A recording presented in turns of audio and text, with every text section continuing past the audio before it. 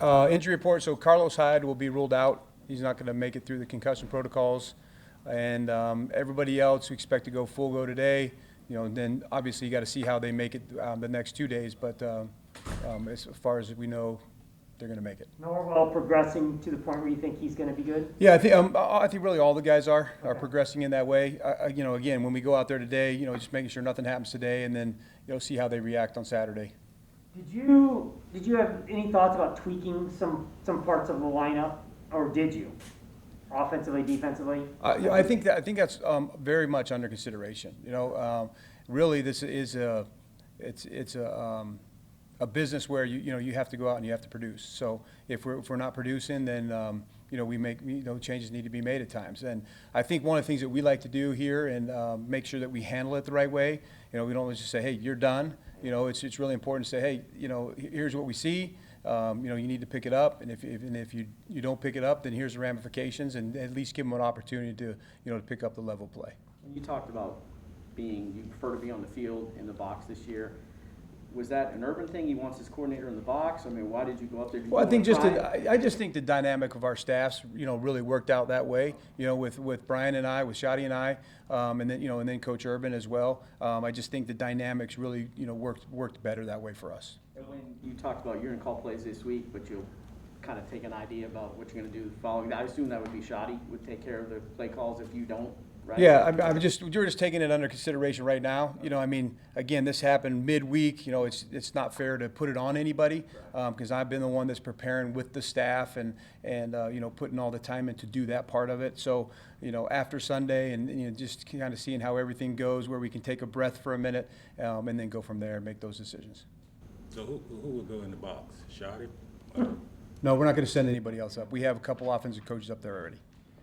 Urban mentioned earlier this week Walker's kind of been working both left and right tackle. Do you feel like he's progressed enough on the right side where you guys feel comfortable seeing him last few games there? Yes, if he needs to go in there, then yes, we feel comfortable with him on both sides. How's his progression been like this year? Obviously since it's mostly in practice. Yeah, I think it's been a good progression for him. You go back to I'll forget exactly which game it was, but when Cam injured his back and, within 10 minutes, like, hey, you're playing this game, he went out and did a really nice job for himself. And so that just goes to show the preparation, one, that he does, and then also how Coach Hop handles, all those guys, making sure that he's getting them in the mix and giving them opportunities to practice, keep improving their skills. He does really a great job of getting those guys ready, and you could tell, he was ready to go, and I think if that happened again, he'd be ready.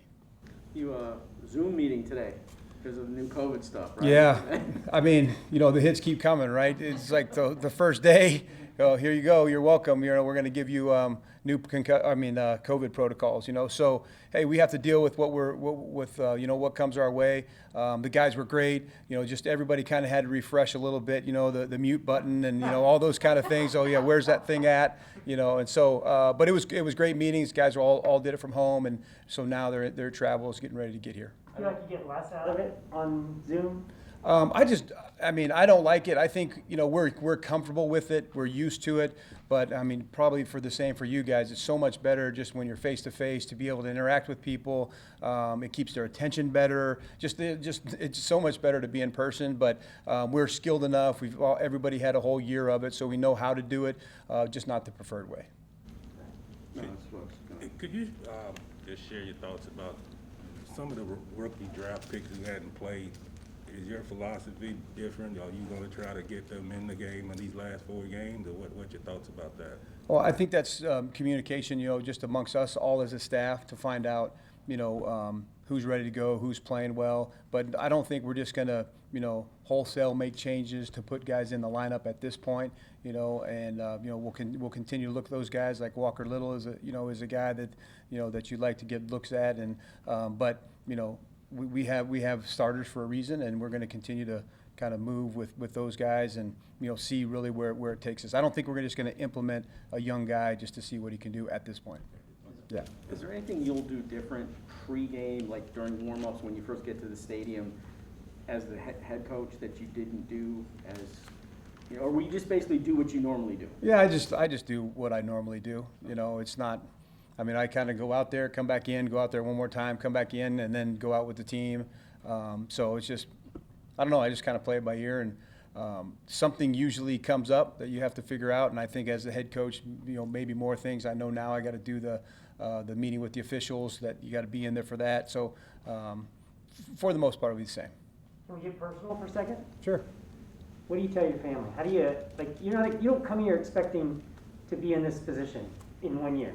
Correct. And you were in it last year. So how do you break that to your wife? How do you, and what's her reaction to that? That here you are settled, you think you're settled, and now you might not be settled.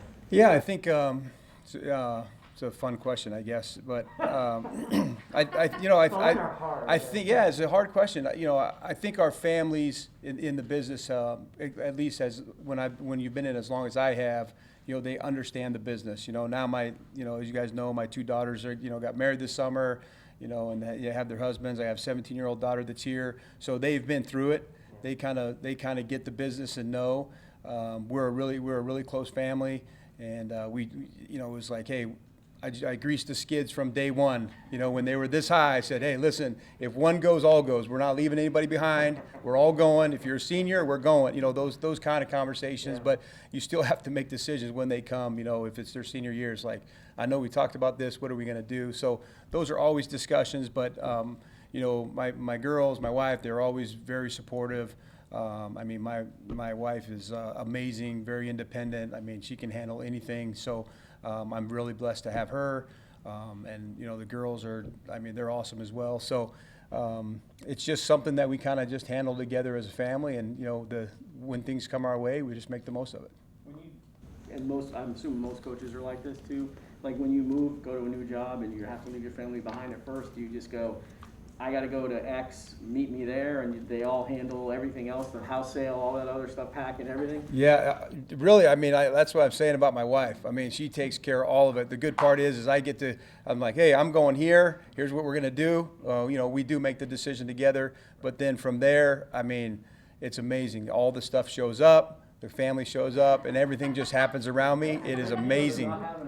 She handles it all, and I couldn't do it without her. You never packed the box. I actually have packed a box only because we moved a couple times at the same stop. So when I was a young coach, it's like, oh, we're going to move from this, this duplex over to here or whatever. So I have packed some boxes, but on the big moves, I have not packed a box.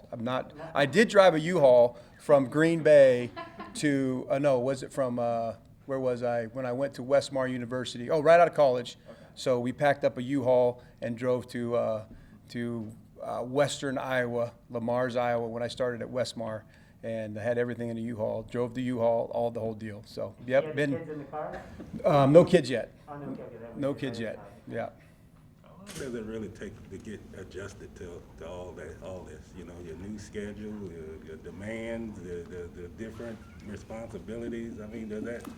You adjusted right now? Did it take time? I'm not adjusted right now because this new protocol that came down. So that's where I just came from. I'm trying to adjust the schedule and figure out, do we do the virtual? Can we get them here? And just trying to juggle that around. So today's schedule set. Tomorrow is what we're working on right now to try to make the most of that. So I don't know if used to it is not, but I like to have a structure and be able to have a schedule, but things come up and you got to roll with it.